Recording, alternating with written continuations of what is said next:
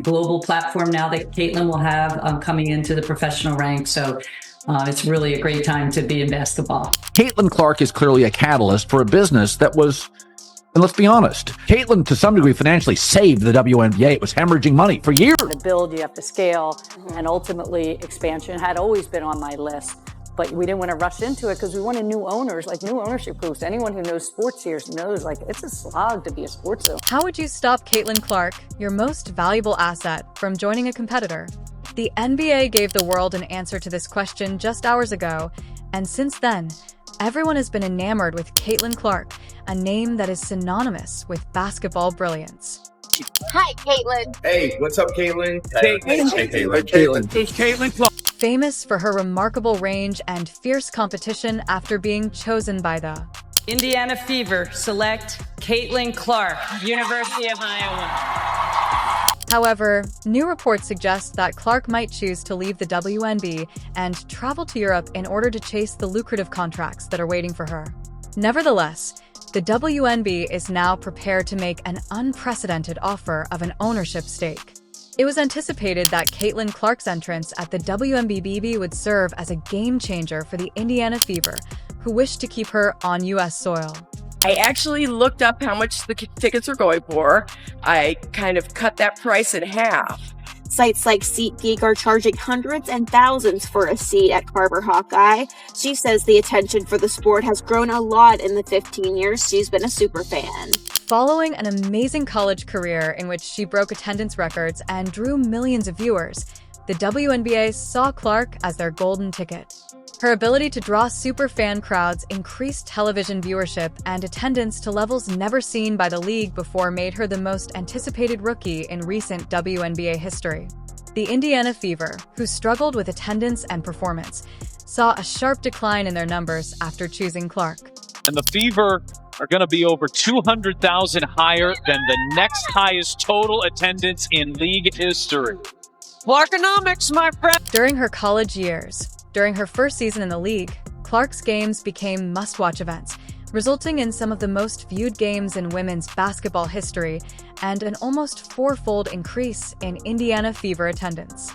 This helped the WNBA have one of its best seasons in terms of television ratings because many people believed she could completely change the franchise on her own, so her ability to draw fans wasn't just speculation.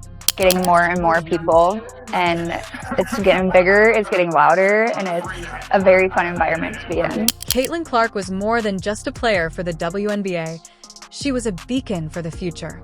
Caitlin Clark is clearly a catalyst for a business that was, and let's be honest, Caitlin to some degree financially saved the WNBA. It was hemorrhaging money for years. However, despite the excitement of her WNBA debut, the records kept rolling in, and European teams were competing for Caitlin Clark's financial security with alluring offers.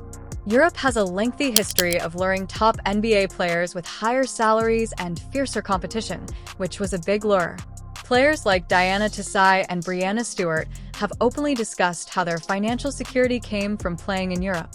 Like there's that 4-year period where you need to grow as a person, but then the NIL comes into play. Oh, we keep walking right back into that the WNBA couldn't match.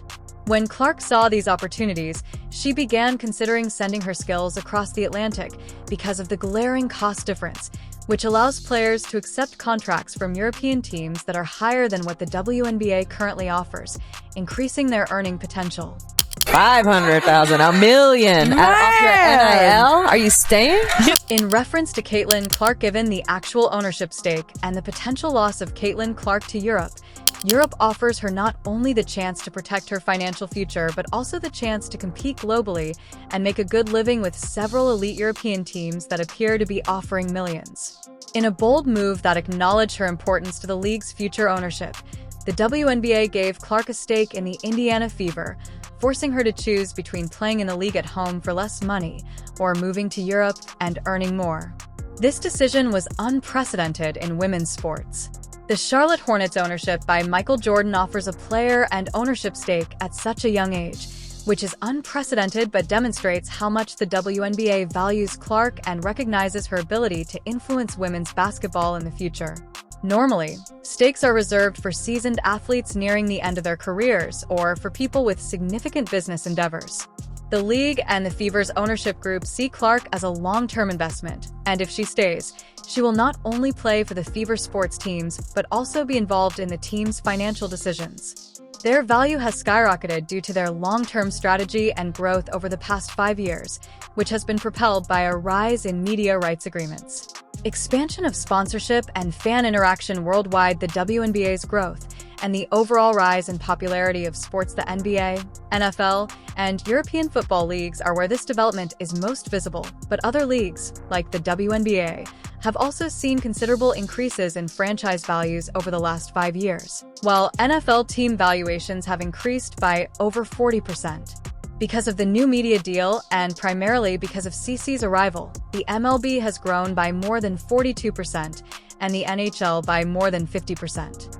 The WNBA is quickly becoming the league with the most runway to follow suit after the season's attention. The Indian Fever's valuation has soared to over $90 million this year alone, which is nearly 40% growth. That's most likely only the beginning. Throughout her time in college, Clark has always been interested in more than just basketball. She spoke about growing the sport and making an impact off the court. Her ownership stake will allow her to accumulate long-term wealth and position her to become the first female basketball player to become a billionaire.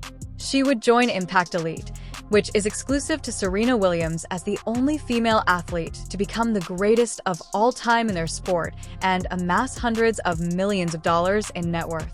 WNBA has seen record-breaking numbers this season in viewership, ticket sales, merch sales, and just overall growth. They view Clark as a game-changing player who has the ability to raise the league above its current level rather than just a setback to the Fever, and no one gives me that in the Vice game.